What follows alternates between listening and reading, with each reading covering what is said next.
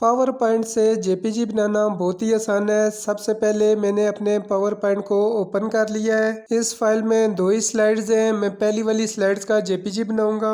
पहली स्लाइड का जेपीजी बनाने के लिए सबसे पहले मैंने फाइल पे क्लिक किया, फिर मैंने एक्सपोर्ट पे क्लिक कर दिया, फिर मैंने चेंज फाइल टाइप पे क्लिक कर दिया। लिस्ट में से मैंने जेपीजी फॉर्मेट को सिलेक्ट कर लिया। उसके बाद मैंने सेव एज पे क्लिक कर दिया।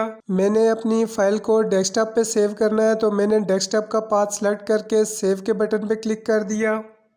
मुझे एक ही स्लाइड का जेपीजी बनाना है तो मैंने जस्ट दिस वन पे क्लिक किया तो मेरी करंट जो स्लाइड है उसका जेपीजी डेस्कटॉप पे सेव हो गया है।